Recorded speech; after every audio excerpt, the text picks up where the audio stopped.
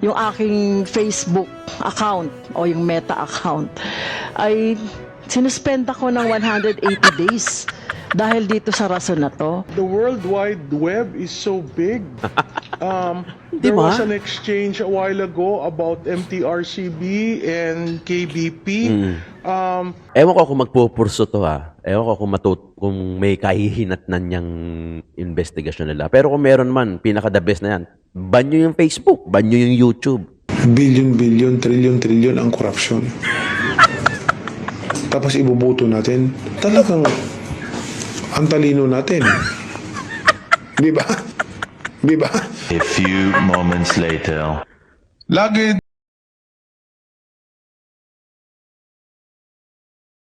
Tunay na balita, walang kinakampiyan, sumasalamin sa katotohanan lamang.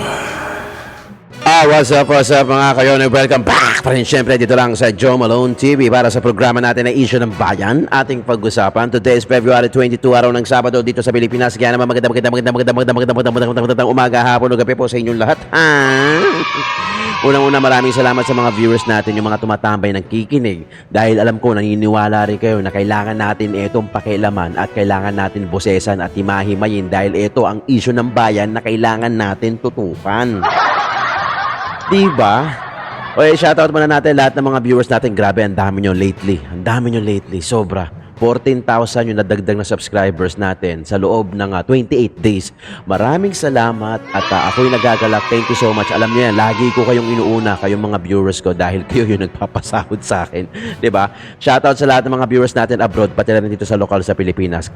Saan man kayo naroroon at nakikinig ng programa natin, maraming salamat sa iyo. Maraming salamat sa inyo dahil binubuhay nyo ang aking channel, ang aking pamilya dahil doon sa mga hindi nyo pag-skip ng ads, di ba? Doon sa pag-like and share nyo ng mga video natin. Maraming salamat. At paki-double check na lang kung hindi ka pa nakasubscribe, subscribe ka na at i-click mo yung bell icon. Tapos pag click mo yon, may lalabas doon all. Pindutin mo yung all. Nang sa ganon, lagi kang updated o ma-notify ka every time na mag-upload tayo. Kasi may nag-comment dito sa akin Sabi niya, ang tagal ko daw nawala. Diba? Araw-araw ako nag-upload. So siguro nakasubscribe lang siya, hindi niya na-click yung bell icon, kaya hindi siya na-notify na araw-araw ako nag-upload. So ganun ang purpose ng bell icon na yon. Okay, simulan na natin to. Kahapon kasi, grabe no? Kahapon kasi, hinamon na sila ni Miss Cathy B na, doon tayo sa labas. Tama naman, wag tayo dyan sa home court nyo. Kasi pag sa home court nyo, well definitely, merong home court na tinatawag na advantage. Home court advantage. Alam nyo yan, yung mga dumadayo ng basketball sa labas ng kanilang home court, di ba? O wala pa tayari. Pagka foul, di ba? Kasi may home court advantage. So, ganun din dito, di ba? Hinahamon na sila ni Miss Cathy Binag, which is I know na alam kong hindi naman nila papatulan dahil syempre, ang gusto nila doon sa home court advantage nila, di ba? Ano sabi ni Miss Cathy Binag? Siya na ang magpo-provide, siya na ang mag-host, siya na, pupunta na lang sila, di ba?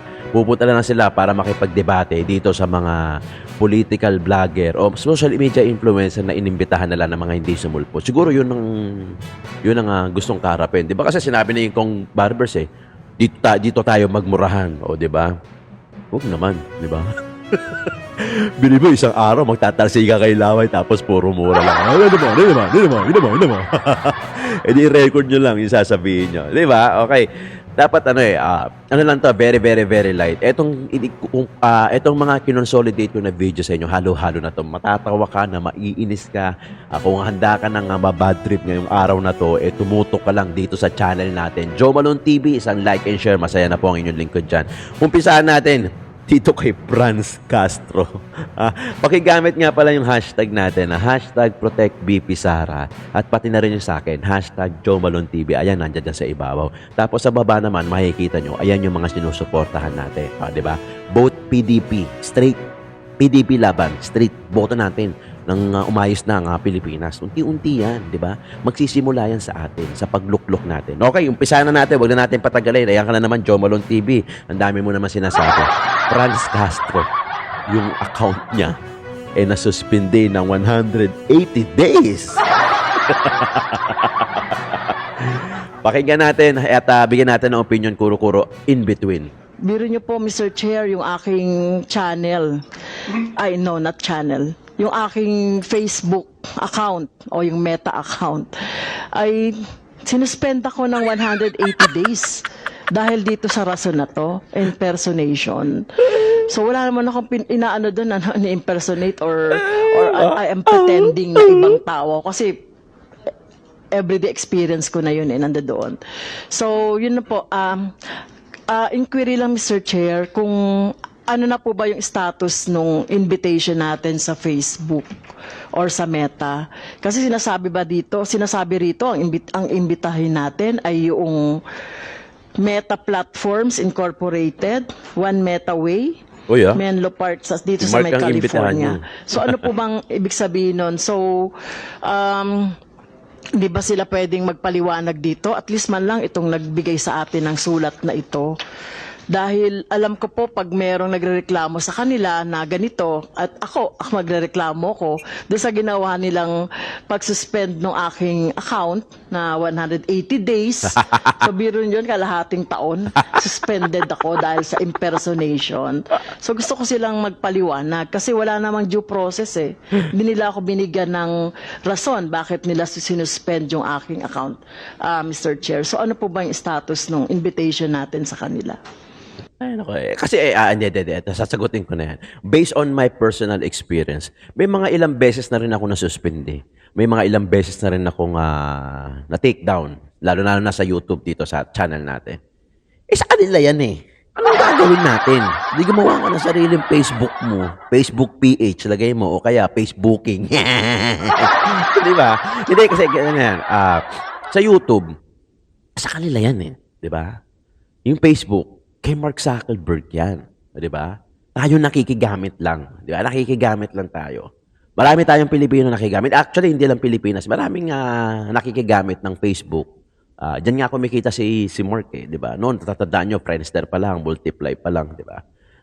Sa kanila yan eh. No? Whether kung ano man yung gawin nila dyan, tanggalin ka man, pagtripan ka man, o sipain man, i-take down man yung channel mo, makakapagreklamo ka, oo.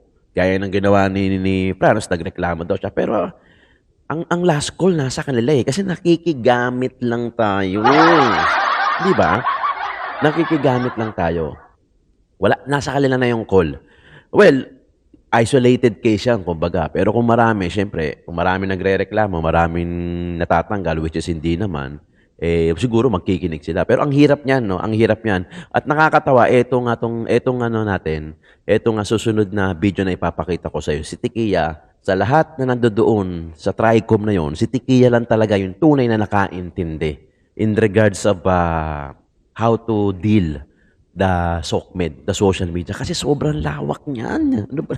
Para ka naghahanap ng karayom sa mga sapakuan, 'di ba? Sobrang lawak ng social media to the point na ang hirap niyan i-downsize. Hindi nyo ba nagigets? O talagang ayaw nyo lang talagang tanggapin, 'di ba? Sobrang laki, sobrang lawak ng social media. Para ka nag-itcha ng piso. Kung maintindihan ko pa kung nag-itcha ka ng piso sa swimming pool tapos kukunin mo. Ito para ka nag-itcha ng piso sa open sea, sa dagat, no? Ang hirap hanapin, not unless ida-downsize mo 'yan. So paano mo masasabi daw hanapin mo kung sino lang yung gusto mo, yun lang ang i-report mo. Bakit nyo pa papahirapan yung sarili nyo na i-general ninyo? Pakinggan natin si Tikia. Ito lang si Prop. Ito lang yung nakaintindi talaga kung anong gusto nitong palabasin itong mga to. Di ba? Miss Maria Lourdes Yan. Tikia, Yan. would you like to be the first mom to, would you like to say anything? No? Thank you, Mr. Chair. I think I've said enough during our first hearing. I'd be more than willing to sit in a technical working group to craft possible code of ethics. Ang magiging problema lamang po niyan is yung policing the rank may be a very hard thing to come by simply because the World Wide Web is so big. There was an exchange a while ago about MTRCB and KBP. first point is the Internet of Things is different from your TV, radio, and print. That's why it cannot be a rating body like MTRCB or a self-policing body like KBP. It cannot be part of broadcast because of the nature of Internet of Things. What can be done is probably a resolution Yan. embodying code of conduct for content creators. The technology you cannot regulate because it is something out there. Yes. And the fact that the offices are in another country, the servers are in another country. But the point raised by Attorney Gonzales on the Internet Transaction Act and the VAT on digital platforms are worth considering and reviewing in crafting a code of conduct. Thank you, Mr. Chair. Kita nyo, tanging si Miss Tikia lang yung nakaintindi. O di nasupal-pal sira ni Miss Tikia. Diba? Kasi ganito yan. Okay. Kasi ganito yan, mga kayon. Photographer din ako. Photographer din ng inyong lingkod. Ganito yan.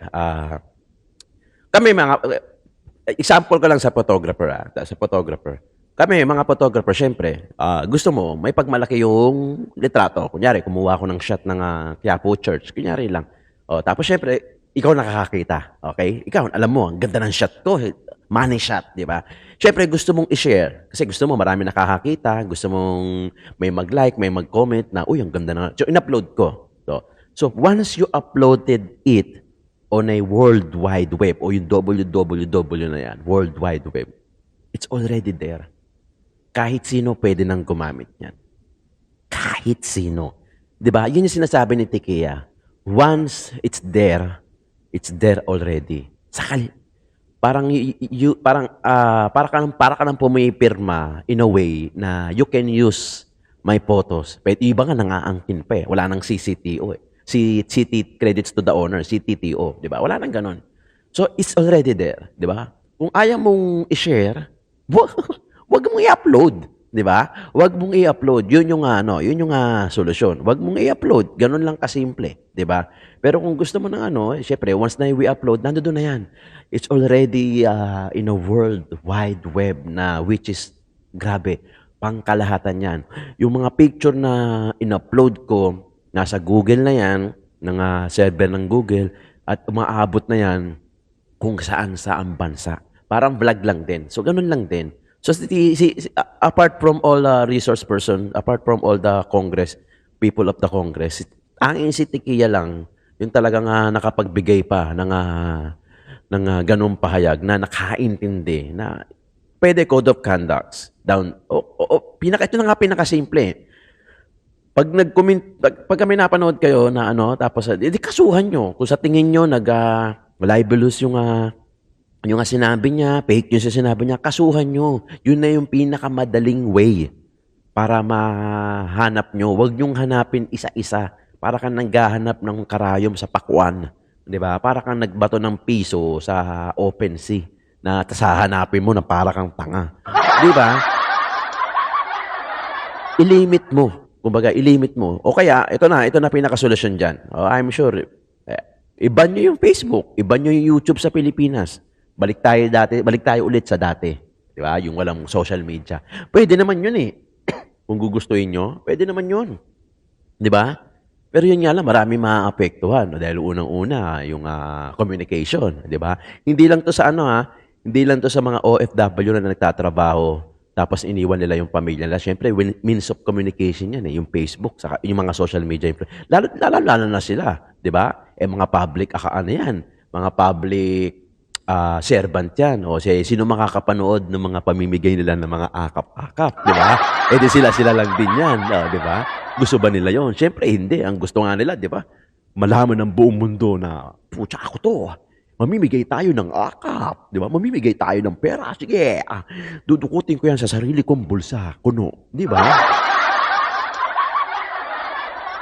Ewan ko kung magpupurso to Ewan ko kung may kahihinatnan niyang investigasyon nila. Pero kung meron man, pinaka-the best na yan, ban nyo yung Facebook, ban nyo yung YouTube. Ng lahat tayo, maapektuhan. Di ba? Huwag nyo. Di ba? Lahat tayo maapektuhan yan, lalo-lalo na yung mga OFW, kawawa naman. So, balik sa sulat dyan. Di ba? Para tayo, para nung unang panahon, di ba? Nung unang panahon kasi, tikom ang bibig, tikom ang mata. Pagka nakita nilang wala pa mga gadgets, hindi na mapipicturean. Di ba? O gaya na ngayon, yung mga bali-balita ngayon, di ba? Mga bali-balita ngayon, yung mga, ang dami na, grabe, ang daming krimen. Ang dami ng krimen. Simula na nawala si Duterte, tumapang na ulit yung mga masasamang loob. Talagang harap-harapan na ulit. So, nagbalik na sa dati. Di ba? Kaya, iba yung impact pag Duterte ang nakaupo, iba yung impact, iba yung takot. Iba yung takot ng mga magnanakaw. Yung mga masasamang loob, di ba? Hindi lang sa hindi lang sa labas ng opisya ng mga ng sa labas natin, no? Pati sa loob ng gobyerno natin, di ba? Medyo nakabarong nga lang yung mga nagnanakaw. Kasi yung mga nakikita natin nagnanakaw sa mga kalsada, mga gusgusin yan, di ba? Hindi, totoo. Mga gusgusin niya, walang damit siya. Wala namang poporma na naka-Amerikana, ang hirap tumakbo nun, di ba? Unlike nung nasa gobyerno natin, mga nakadibarong pa yan, mamahalin pa yung barong, naka-Rolex pa yan, di ba? Ano ba yung susunod natin na video? Ang galing ang galing ni Tikya, no? Ay, ito, naalala ko na. Panoorin natin ito. Manny Pacquiao, tumatakbo sa Team Alcanza, sa Team Alyansa, bilang senatorial aspirant. Panoorin natin. Ito, nakita ko na sa TikTok. Baka sabihin nyo sa akin galing, Ayan na naman kayo, Nakalagay, iboboto mo ba ang mga taong to? Ang galing ng gumawa nito, no? Kita nyo, mamaya na. Ang mga Marcos, billion, trillion ang korupsyon. Tapos ibubuto natin, talagang ang talino natin. Di ba? Di ba? A few moments later. Lagi nating sinisisi ang pamilya Marcos pagdating sa korupsyon. Hindi ba natin nakikita na sa panahon ng Marcos, ang bansa natin number 1 sa ekonomiya? May kurap pang bansa na number 1 sa ekonomiya. Ito. Ang galing, no? Kita niyo yun, sa sobrang... Doon mo makikita, no? Doon mo makikita na ang tao, pag nagsisinungaling, talagang mahuhuli mo sa bibig din, no? Mahuhuli mo sa bibig. Gumawa man yan, makakaligtas ka man, pero balang araw lalabas at lalabas din yung katotohanan. Totoo yan. Naniniwala ako dyan. Di ba? Kita nyo itong kay Pacquiao. I think that was 2022, Parang 2022 yun, yung unang part ng video. Tapos ito, late lang sa team... Gano'n kasi si Team Alcanza daw, yung Alyansa. Di ba? Kasi nasa partido na siya ng Marcos senatorial slate, di ba? Nakakatawa. Ay, pakinggan natin. Hindi, baka sabihin nyo naman. Let's give him the benefit of the doubt. Ito, pakinggan natin yung kanyang talumpati ni Ano Manny. nang nangyari? Manny! Bakit tayo nagkahiwalay? Bakit tayo nag-aaway-away? Kung sinong nakaupo, may mga kumukontra. Ang programa ng ating Pangulo ay napakaganda. Doon sa bagong Pilipinas po, kasama po doon ang isa sa nagustuhan Tawa ko, talaga. yung sustainable livelihood. Ay, nako. Sustainable livelihood at saka pabahay. Alam niyo po, bago ko ituloy yan, topic na yan, Wag mo na kaya ituloy. gusto ko lang po sabihin sa inyo na ako'y natutuwa at masaya dahil sa naiambag kong karangalan sa ating bansa at ang bansang Pilipinas.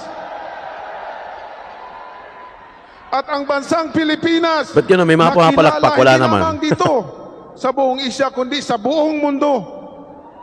Ay, nako. Bilang Pilipino, proud na proud ako. Proud na proud ako dahil nailagay natin sa mapa ang ating bansa. Natin, baka makalimutan ko. Pasok lang natin pa. Kasi yung sinasabi niya sa pabahay. Alam mo kung gusto niyo talagang, lahatin natin, kung gusto niyo talagang tumulong na maiahon yung Pilipinas, yung mga sambayanan sa gobyerno natin, maiahon sa kahirapan, ang sambayan ng Pilipino, ganito ang gawin nyo. Di ko alam kung hindi nyo alam, di ba? Alam nyo na to, di ba? Posibleng ako lang may alam nito. Alam nyo to. Alam nyo to. Ewan ko ha. Unang-una, pababain yung kuryente, di ba? Pag bumaba yung kuryente, matik yan, bababa yung bilihin, di ba? Siyempre, yung iba dyan gumagamit ng mga ref, di ba? Gumagamit ng kuryente. So, bababa din yun, siyempre. O, tapos, ito sila sabi ko siyempre, pagka bumaba na yung bilihin, bumaba yung kuryente, bumaba yung domino effect yan, bumaba yung bilihin, papasok yung mga investor, di ba? Siyempre, doon tayo sa Pilipinas kasi mababa ang singil ng kuryente, masarap, maganda maghanap buhay dyan, maganda mag-business dyan. Siyempre, sino kukunin nila ng tao? Mga Pilipino. Di ba? Siyempre, doon na yan, lokal na ang kukunin yan. Di nakapagbigay pa sila ng trabaho. Di ba? May nakapag-invest na, magbabayad ng tax yan, sa ikikita ang gobyerno, tapos magbibigay pa ng trabaho sa mga bawat Pilipino. Instead na bigyan mo ng bahay, pabahay, bigyan mo ng trabaho. Di ba? Huwag natin bigyan ng isda na kakainin nila ngayong araw. Bagkus bigyan natin sila ng trabaho para meron silang chance na makapag-umuwi ng hindi lang isda, pati manok sa bahay nila dahil nagtatrabaho sila. Okay? Yan na. Pangalawa, gawin na ang patas ang sahod ng probinsya at saka ng Metro Manila. Ang tagal na niyan. Hindi lang ako ang nakaisip niyan. Marami ang nakaisip niyan at marami na rin gumamit niyan na plataforma. Ang tanong ko ay bakit hindi na isasakatuparan? 'Di ba? Hindi naman mura ang bilihin sa probinsya. 'Di ba? Bakit ayaw niyong gawin? Anong meron? Yun ang pangalawa. Pangatlo, trabaho. 'Di ba? Trabaho. Paano mo gagawin yan? Kailangan may mga investor na pumasok para makapagbigay ng trabaho sa mga Pilipino. Yun na nga yun Domino effect na nga yan pag binaba mo yung kuryente. 'Di ba? Yung gasolina. 'Di ba? Kailangan maipababa. Ang tanong, hindi ko kasi maintindihan no? Ang mga businessmen ba nagko-control sa gobyerno o ang gobyerno nagko-control sa mga sambayan ng Pilipino? 'Di ba? Nakakapagtaka. Well, yan lang yung mga talagang hindi, wag mo kasing bigyan ng bahay. Di ba? Karamihan nadadala tayo sa bigyan ng bahay. Anong gagawin sa bahay? Di ba? Anong gagawin sa bahay? Bigyan mo ng trabaho. Di ba? Bigyan mo ng trabaho. Wag yung pabahay. Gagawin nyo pang tamad yung Gagawin nyo pang tamad.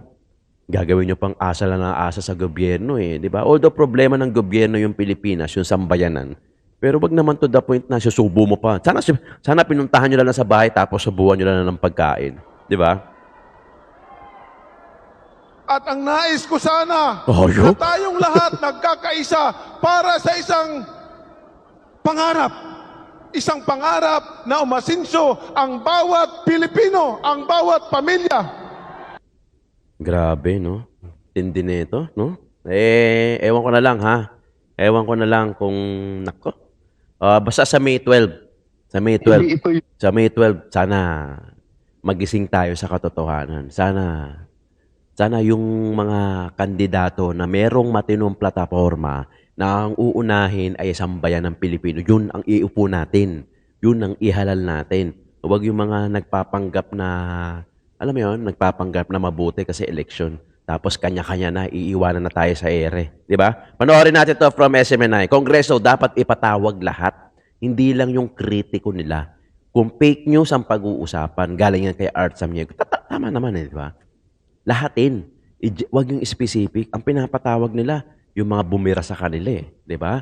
Yung mga talagang sumisita sa kanila. Nagpapahayag lang naman kami ng saloobin namin. Nagkataon lang na pinahayag namin. Nag-convince ba kami? Sinabi ko ba na huwag niyong iboto yan? Sinabi namin na iboto niyo itong PDP laban dahil naniniwala kami na ito talagang maganda ang plataforma at baka mapagbago ang sambayan ng Pilipino, maiahon sa hirap. Wala naman kaming kinukonvince. Well, sa akin, wala. Di ba? Ewan ko lang yung iba. Panoorin natin to. Hinahanap namin na batas kasi dapat hindi lang yung paninira sa kanila ang binibigyan na attention. Yun. Kasi napopokus sa kanila yung mga paggawa ng diba? Batas na to. Dapat kung fake news, dapat pag-usapan talaga yung fake news. Dapat imbitahan lahat, hindi lang lahat sumisira sa kanila, kundi pati yung mga kakampi. Kasi meron din naman makukuhang idea para makagawa ng batas tungkol dito.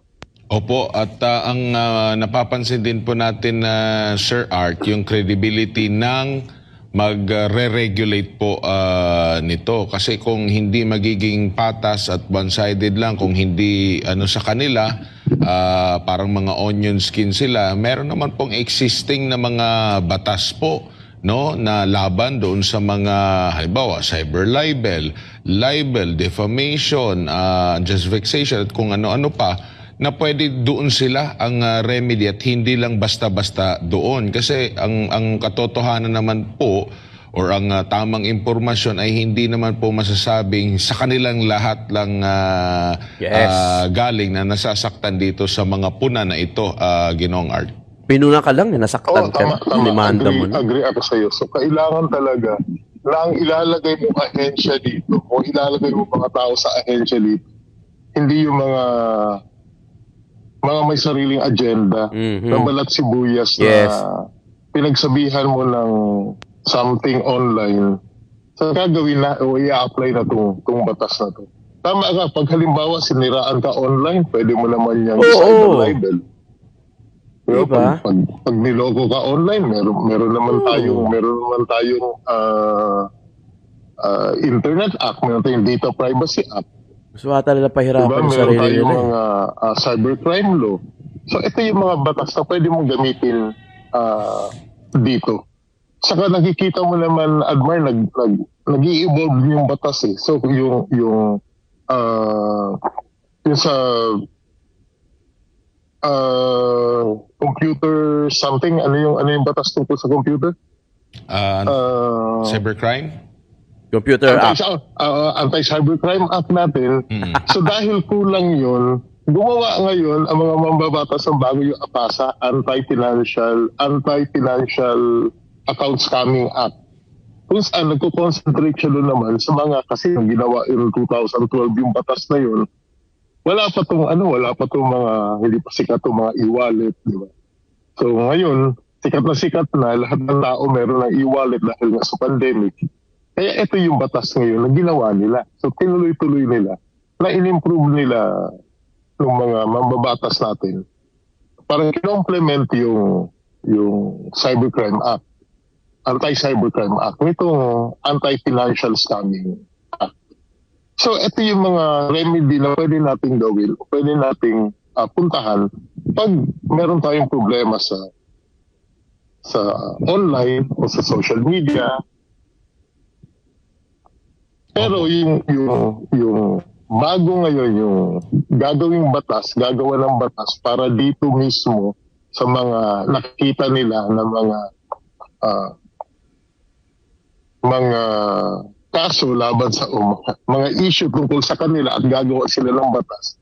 Hindi ito yung hinahanap namin na batas. Kasi dapat hindi lang yung paninira sa kanila ang binibigyan na atensyon. Kasi napopokus sa kanila yung mga paggawa ng Dapat lahatin. batas na to. Dapat kung fake news, dapat pag-usapan talaga yung fake news. Dapat imbitahan lahat, hindi lang yung sumisira sa kanila, kundi pati yung mga kakampi. Kasi meron din naman makukuhang idea para makagawa ng batas tungkol dito. Yes. Opo, at napapansin din po natin yung mga troll farm din, Sir Art. Oo, dami yan. Bigla na lang, Dami yan. halimbawa, pumupuri.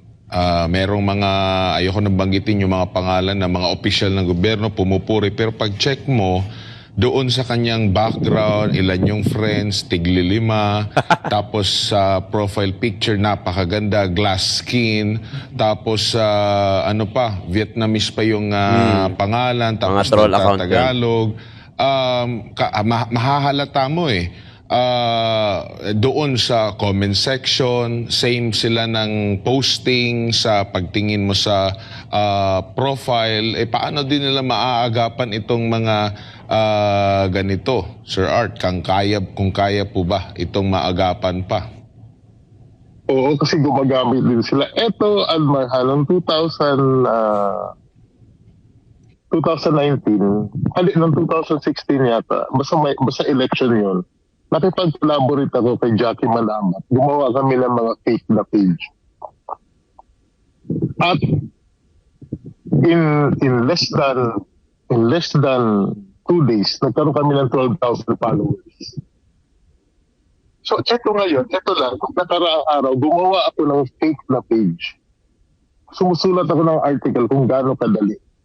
Alam mo, Admire, ang ginawa ako, nag-join ako sa mga ibang groups, yun sa mga halatang mga trolls, tapos nag-message na ako na follow for follow, mga ganun.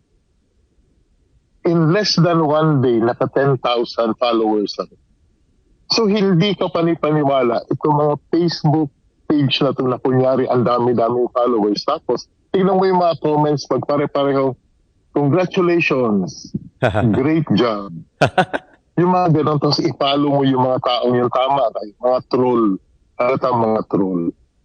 Kung dati, Adwar, nakikita mo na, halimbawa, Vietnamese, nakikita mo ganun. Ngayon, mga Pilipino na yung mga pangalan. May Filipino account na. May Filipino. So, ito yung danger talaga ng social media. At pwede ito makontrol kasi ang talino ng algorithm ng Facebook at kaya niyang patayin lahat ng mga troll na to. Kasi meron yung behavioral, meron silang behavioral analysis na ginagawa na alam nila kung sino itong mga troll na to. At kaya nilang patayin yung mga troll na to. Kumbaga, lilinisin yung Facebook. Wala yun. Kaya mo, yun. Sigurado naman ako, siguro sa sobrang dami lang talaga, hindi lang maasikaso ng Facebook. Pero minsan, kaya lang linisin. Kasi sa YouTube, makikita mo minsan, bumababa yung subscriber eh. O ang realization na, kasi ang Facebook, ang YouTube kasi, dapat yan, padagdag yan. Kasi, syempre, may mga nanonood, may mga nagsasubscribe sa'yo, di ba? Parang ginata sa atin. May iba, bawas. So, nangyayari sa bawas, ang hinala namin doon, kayo may mga YouTubers, naglilinis sa YouTube, tinatanggal niya yung spam. So, nababawasan yung subscriber. Yung bawas, hindi pa isa-isa, hindi pa dalawa. Minsan, 10, 20, 30. Kasi yun, malalaman mo, na-realize namin na baka spam yung kasi 20, 30. Hindi pa isa-isa eh. Kung pa isa-isa, okay lang. Halimbawa, may nag-subscribe sa akin o mababawasan ng isa. Tapos, syempre, may madadagdagan naman kasi may nanonood sa akin. Continuing process eh. Di may madadagdagan. Pero pagka mga 20, 30, 50, ibig sabihin, naglilinis na si YouTube. How much more sa Facebook, no, which is napakalaki. Di ba? Pero kaya nila magbawas. Kaya nilang tanggalan niya kung gugustuhin ng Facebook. Kaya naman eh. Kaso, ang problema kasi niyan, karamihan din na gumagamit yan, mga politics din. Siyempre, yung mga, mga campaign ads nila, pag maraming likes, di ba? Baka gumagamit din sila ng mga troll farms, di ba? O, mga kayon, kung nakaabot ka sa dulo ng video natin, sa kwentuhan natin na to, sana pa-double check kung nakasubscribe ka na. Kung hindi naman, pwede ka mag-subscribe at pwede mo nga i-click yung bell icon. Dapat, i-click mo yung bell icon tapos piliin mo yung all. Na sa ganon, ma-notify ka every time na mag-upload tayo kasi araw-araw tayo nag-upload 2 hanggang 3 video yung ina-upload natin every day, di ba? Kaya maraming salamat. Happy weekend po. Today is February 22. Maraming salamat sa mga Joe Malone fanatics natin dyan. Thank you so much.